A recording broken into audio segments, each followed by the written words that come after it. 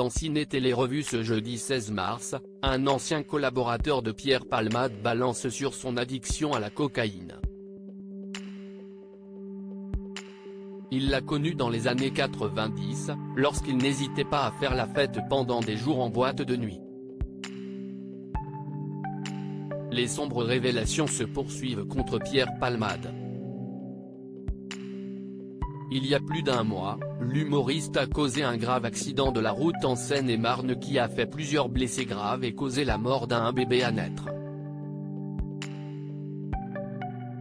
Depuis, la justice a plusieurs fois changé son fusil d'épaule concernant le placement en détention provisoire de Pierre Palmade. Toujours hospitalisé depuis qu'il a fait un AVC à l'hôpital, l'ancien acolyte de Muriel Robin reste sous contrôle judiciaire et échappe à la détention provisoire, comme l'a décidé la justice le mardi 14 mars. Finalement son état de santé n'est pas incompatible avec une détention provisoire sauf que l'évolution de son état de santé amoindrit son risque de récidive, donc pour toutes ces raisons, la chambre d'instruction maintient son contrôle judiciaire, a expliqué BFM Télévision. Pierre Palmade aurait également un problème cardiaque, comme l'a souligné un journaliste dans Touche pas à mon poste. Il s'est rajouté à ça a priori, un problème cardiaque puisqu'il a été à Marie-Lannelongue, qui est un hôpital spécialisé pour les problèmes cardiaques, a rapporté Michel Marie du Nouveau Détective. Pierre Palmade enchaînait les boîtes de nuit accro à la cocaïne depuis des années, l'humoriste était sous l'emprise de ce stupéfiant et d'autres substances de synthèse lorsqu'il a causé ce grave accident de la route.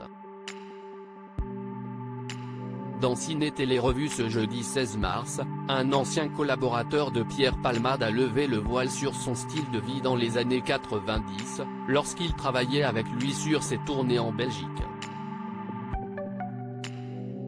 Dès qu'il avait fini son spectacle, il fallait partir tout de suite pour aller vite faire la fête, a confié cet intime, se rappelant d'une soirée où il avait entraîné sa troupe en boîte de nuit.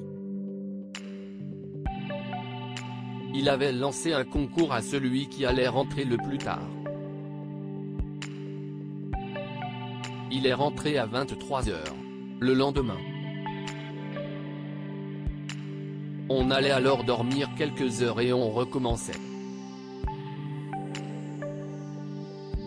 72 heures ça a duré. La coke, c'est ce qui le faisait tenir.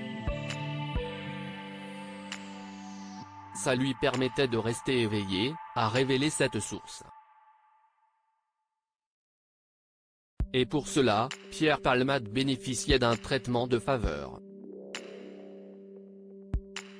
Souvent, il faisait ouvrir des boîtes de nuit rien que pour nous, car en début de semaine, elles sont généralement fermées.